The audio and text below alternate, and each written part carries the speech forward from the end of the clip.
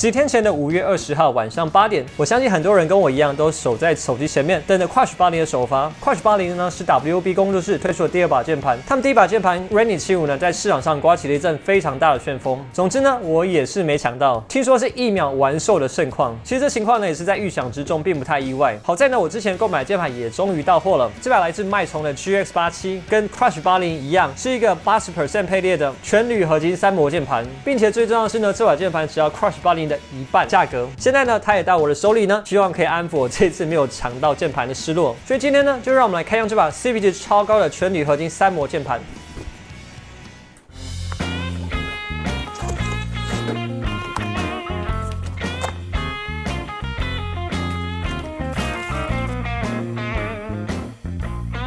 现在在我手里的就是来自于脉冲的 GX87， 是一把3模 RGB 热插拔全铝合金80% 的成品键盘。这次呢，我购买的是最平价的版本，搭配的是 PC 定位板，只有1块电池，以及这个 KTT 的雾兰轴。它售价呢是299人民币，折合台币呢大概是1500块台币左右。这个价格呢，对一个成品键盘来说可以说是非常的划算。虽然说之前市场上也有类似配置的产品，但是这次入手了呢，它的外观表现真的是超乎我的想象。这个 GX87 呢是一个80% 键盘，然后在配列上是 F 区左移塞下一个 F13，所以它总键数呢是88而不是87，跟钢琴一样。键盘正面呢是这个上下宽左右窄的设计，正面呢在 F 区上方有个小小的指示灯，然后呢这键盘结构呢是这种所谓的天包地，然后连接口、模式前外开关以及 2.4G 接收器的收纳箱都在背部偏左的位置。然后键盘的背面呢有着阳极氧化的简单银色装饰板，实际上外观看起来真的非常简单。即使呢我这把键盘的外壳是最低配的喷涂版本，不过它这次使用的是所谓的奈米喷涂，表面看起来质感以及摸起来细腻感，真的跟我之前摸过的卷王铝合金键盘是完全不一样的。然后呢，这把键盘的键帽呢，应该也是欧希德他们家的双色注塑 PPT 的材质，摸起来是挺干爽的。好，过完外观之后呢，就让我们来听听这把键盘的打字音。我手中这把最低配的键盘，搭配的是 KTT 的雾兰轴，属于是一种中等压力的线性轴。让我们来听听看这键盘打字音，来感受一下这把键盘的手感跟听感究竟是如何吧。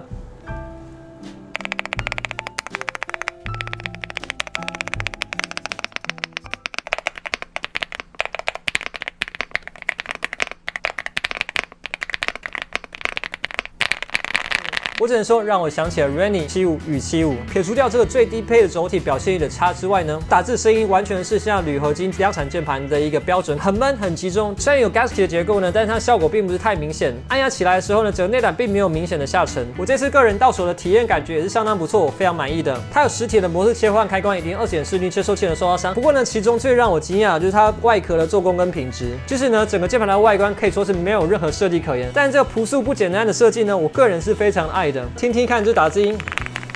虽然那种声音包绵的感觉有稍微重了一点点，基本上不管上什么样的轴都有非常不错的听感跟手感表现，真的只能说在1500块的这个价位可以说是毫无破绽可言。不过呢，也由于这个成本限制，它还是有几个缺点我必须要提一下。首先呢，就是它的键帽的字符，主键区的英文字符跟其他的按键明显产生非常大的区隔，感觉这 ABCD 看起来就粗体，有非常抓人眼球的突兀感。再来呢，就是这个模式切换开关，它是塑胶的，它刻度感非常弱，并且每个模式的距离真的非常短，所以正常使用的话，你常常要翻过来去看着它调整，不然真的很难准确的拨到定位。再来是呢，是键盘本身的角度，虽然说前高大概是20毫米左右，但它后高也不太高，所以整个键盘的倾斜角度呢，我个人觉得是不太够的。所以整体上来说呢，我对这把键盘的评价，单就使用上体验来说呢，我个人觉得是跟与75不相上下的。差了一点的部分呢，主要在它们外观上的设计，虽然说是不难看，但是你也说不上是好看。但是在这个价位呢，一个3模全铝合金的成品键盘，个人觉得到现在是完全没有任何对手的。以实用度来说呢，我觉得这把键盘的 CP 值真的非常的高，因为基本上我平常工作的时候呢，也是在看着荧幕，没有在看着键盘，所以这朴素的外观对我来说是完全没有差别的。好，上手完看完这把键盘之后呢，就让我们来对这把键盘进行拆解。然后今天呢，我要进行小小的改造，所以就让我们来进入拆解的部分吧 ，Go Go！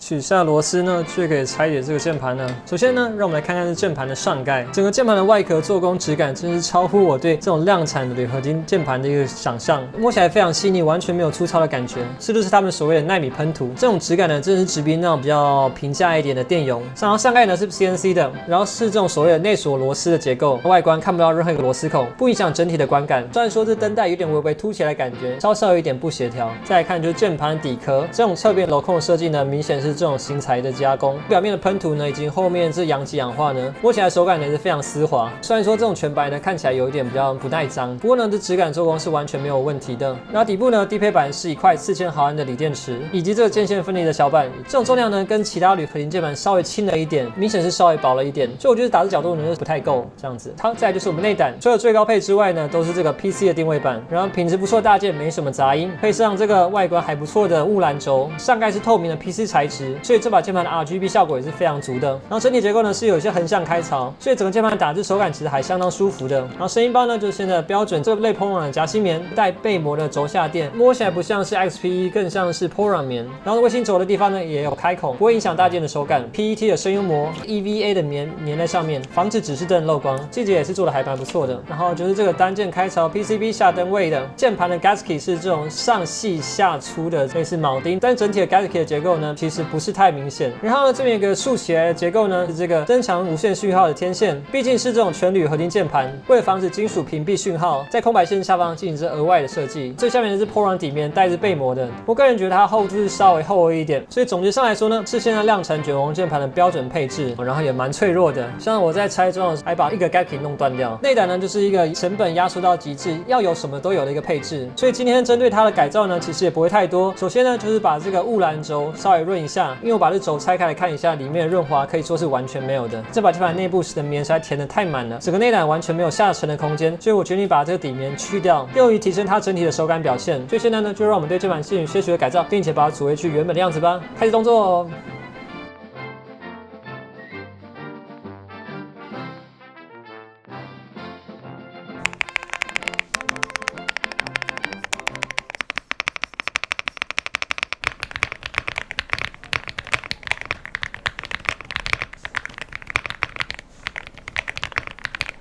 用完轴之后呢，这个声音手感呢获得明显的提升。果然低配版搭配的轴体是最基础的，所以建议到手之后还是润轴或者是换轴。虽然说我把轴下垫拿掉之后，手感变得更加软弹，不过呢声音就相对而言变得比较散。我觉得主要呢还是来自于轴体的问题。所以现在呢，让我们来总结这把键盘来自脉冲的 GX87，是一个80% 三模的全铝合金键盘。简单来说呢，键盘内胆是跟之前的 K87是一模一样的，只是换了一个外壳，然后换了一个比较差一点的轴体，声音是差不多的，不过手感就是稍微硬朗了一点。整体上的表现呢，其实跟脉冲加其他键盘是差不多的。虽然说这次外形可以说是完全没有设计可言，不过有时候呢，我觉得没有设计也就是最好的设计，把所有设计成本呢都用来雕琢这本身的做工以及品质。对我这种常常大量使用键盘人来说呢，实用才是最大的需求。所以这正面呼应脉冲最新的 slogan： 要实用选脉冲。这把键盘该有的都有，3模 RGB 6x8，而且的做工质感真的也是相当不错。撇除掉设计不谈的话，我觉得它表现其实也不输 Renny 75。虽然说它还是有一些不可忽视的缺点，有这个字符不太协调的键帽，不太好用的模式切换开关，以及稍微有点低的打字角度。不过呢，说实在，在台币1500块这个价位，其实真的也只是带你挑骨头而已。因为除了这几个缺点之外，其实我各方面都非常的满意，所以这次的键盘也真的非常推荐的给大家。作为 Crush 80的半价替代品，我个人觉得完全没有问题。单纯实用性的角度而言，CP值真的非常高，所以这把脉冲的 GX87算是小小安慰一下我这次没有抢到 Crush 80的失落。不过呢，之后呢，我还是会想办法入手，然后拍片跟大家分享。所以还请大家继续关注我频道，或是你还想要看哪些键盘来开箱，也欢迎在影片下面留言。我们下部影片再见喽，